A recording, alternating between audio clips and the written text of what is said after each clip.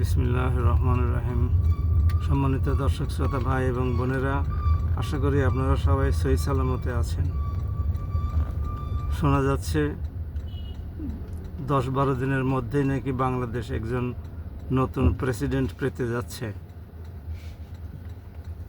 আমরা এমন একজন প্রেসিডেন্ট দেশে চাই, যিনি কিনা দেশকে বিশ্ব দরবারে উঁচু মর্যাদায় সমাসীন করবেন। বয়সের ভারে নবজ, নড়াচড়া করতে পারেন না, এরকম একজন প্রেসিডেন্ট হলে গণভবনেই তার অবস্থান থাকবে।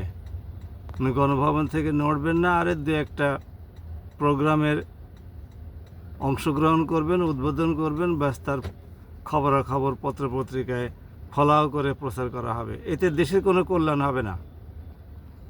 যেহেতু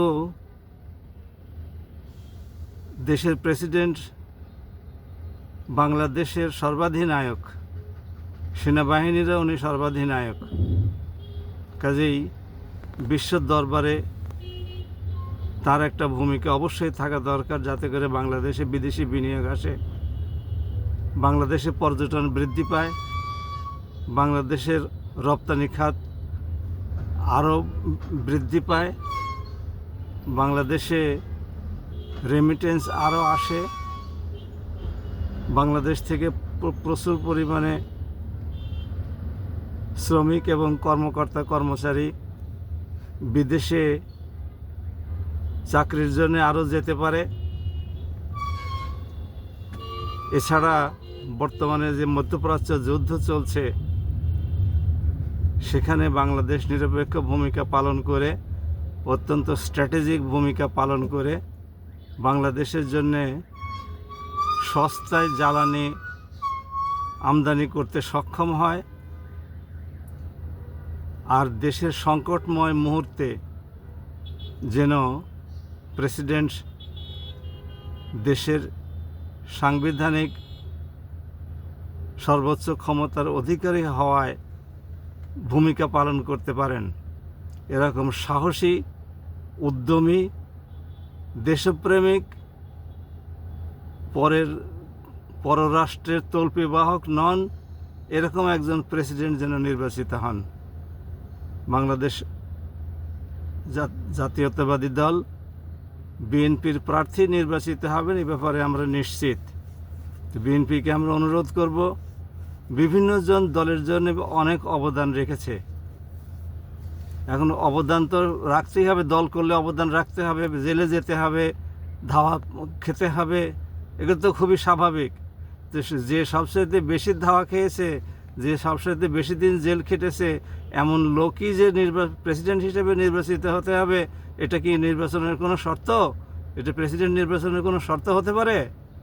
উনি মন্ত্রী পাবেন, বিদেশে রাষ্ট্রদূত হবেন, জাতিসংঘে স্থায়ী প্রতিনিধি হবেন, হন, আমাদের কোনো আপত্তি নেই। কিন্তু দেশে এমন একজন, এই 18 কোটি মানুষের দেশ, ছোট্ট একটা দেশ, সে দেশে এমন একজন উদ্যমী, সাহসী এবং বিশ্ব দরবারে পরিচিত এমন একটি মুখ দরকার, যিনি দেশকে সঠিকভাবে নেতৃত্ব দেবেন।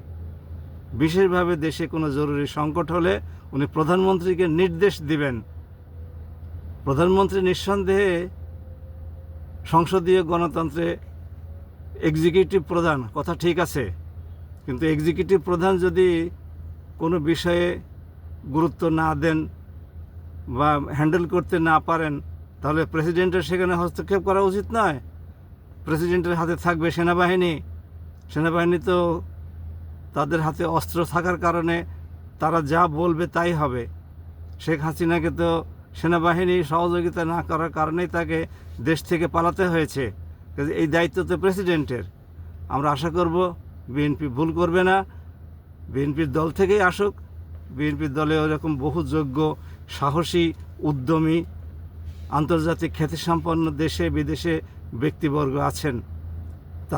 তাদের যদি বিদেশি নাগরিকত্ব প্রেসিডেন্ট নির্বাচনের জন্য কোনো প্রতিবন্ধকতা সৃষ্টি না করে, দরকার হলে উনি প্রেসিডেন্ট হওয়ার জন্য নাগরিকত্ব 5 বছরের জন্য ছেড়ে দিবেন, এরকম ব্যক্তিদেরকে নিয়ে এসে যেন প্রেসিডেন্ট পদে সমসীন করা হয়। আমাদের এই প্রত্যাশা থাকলো। আমরা দেশে একজন ভালো প্রেসিডেন্ট চাই, ভালো বলতে ভালো, সকল দিক থেকে ভালো প্রেসিডেন্ট চাই। সবাই ভালো থাকুন। আসসালামু আলাইকুম।